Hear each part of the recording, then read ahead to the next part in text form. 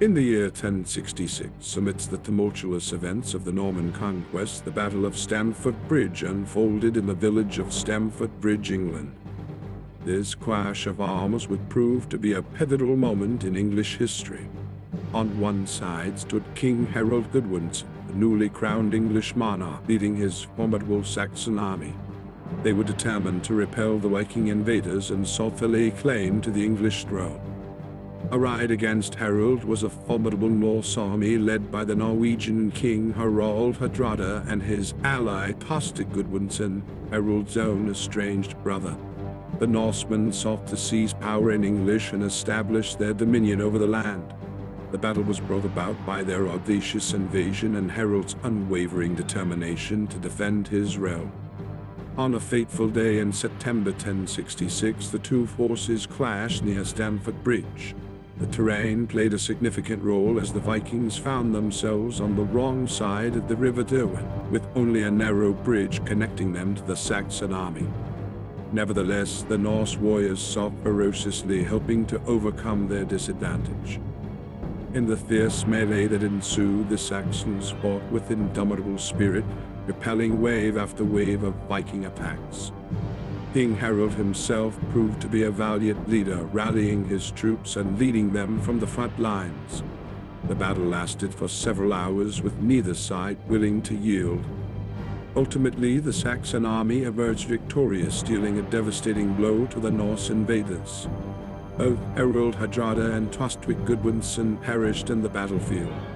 The Battle of Stamford Bridge showcased the resilience and martial prowess of the English forces under King Harold's leadership. However, the triumph was short-lived, as news of William the Conqueror's Norman invasion reached Harold Godwinson, prompting him to march southward to face a new threat in the Battle of Hastings just days later. In the year 1066, the Battle of Hastings unfolded on the field near the town of Hastings, England. This pivotal conflict marked the culmination of the Norman Conquest, as the two claimants to the English throne vied for power and supremacy. On one side stood Duke William of Normandy, also known as William the Conqueror, leading his well-disciplined Norman army. His adversary was King Harold II of England, who had recently emerged victorious in the Battle of Stamford Bridge. The events leading to the Battle of Hastings were spurred by King Harold's need to defend his realm against foreign invaders. While he had successfully repelled the Norse forces at Stamford Bridge, news of William's landing on the southern coast of England compelled him to swiftly march southward to confront this new threat. As the two armies converged upon the battlefield, the weather conditions favored the Normans. Dense fog blanketed the area, obscuring the vision of the English troops and hindering their ability to anticipate the Norman tactics. Nonetheless, King Harold's forces fought valiantly, forming a shield wall and withstanding wave after wave of Norman attacks. The Norman army, renowned for their skilled cavalry, unleashed devastating charges against the English lines.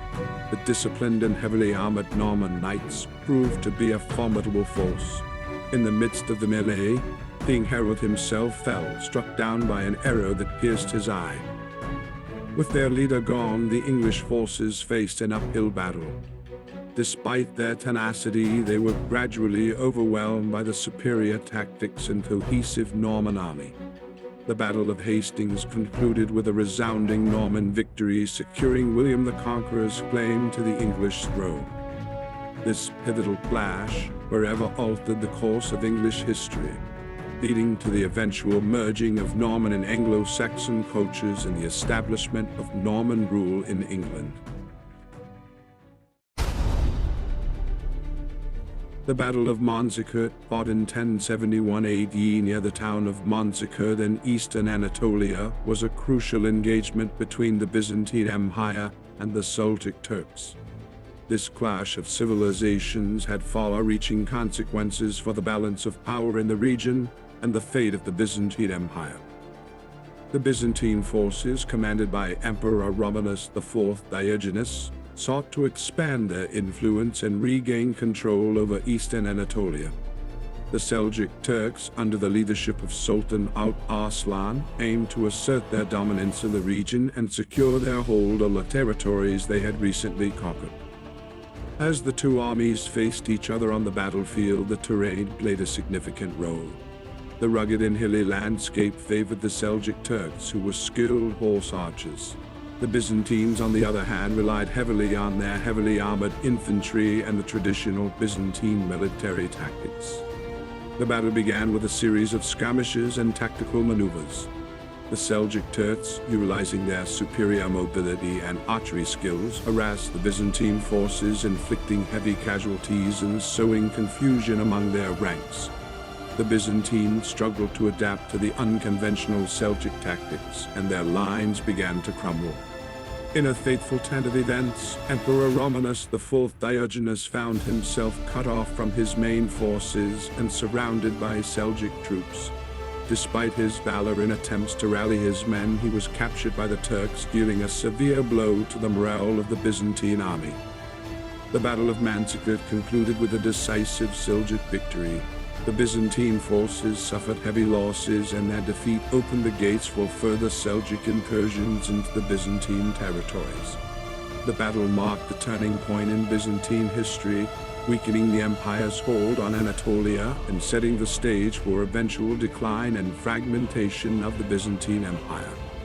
The Battle of Manzakur stands as a testament to the Seljuk Turks' military prowess and their determination to establish their dominance in the region, ultimately reshaping the political landscape of Anatolia. The First Crusade, spanning from 1096 to 1099 AD, unfolded in the Holy Land, a region of great religious significance. This military campaign was instigated by Pope Urban II, who called upon Christian knights and soldiers from Western Europe to reclaim Jerusalem from Muslim control.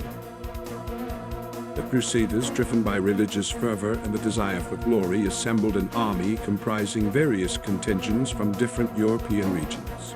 Among the prominent leaders were Raymond IV of Toulouse, Godfrey of Bouillon, Bohemond of Taranto, and Robert Curthose, the eldest son of William the Conqueror.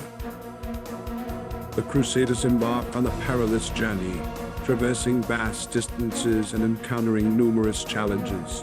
They faced harsh weather conditions, arduous terrain, and often found themselves in hostile territories. Despite these obstacles, their fervent belief in their cause propelled them forward. Throughout the campaign, the Crusaders engaged in several battles against the Muslim forces, such as the Siege of Antioch and the Battle of Dorylaeum.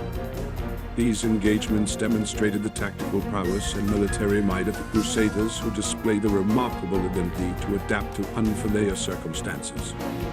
One of the most significant battles of the First Crusade was the climactic siege of Jerusalem in 1099. After a long and arduous siege, the Crusaders breached the city walls and launched a full-scale assault. The defenders, led by the Fatimid Caliphate, fought valiantly to repel the invaders, but were ultimately overwhelmed. The capture of Jerusalem marked a pivotal moment for the Crusaders, who established several Christian states in the region. Godfrey of Bouillon emerged as the first ruler of the Kingdom of Jerusalem, and the Crusaders established a Latin Christian presence in the Holy Land. The First Crusade had a lasting impact on the region, triggering a series of subsequent crusades and shaping the religious and political landscape of the Holy Land for centuries to come.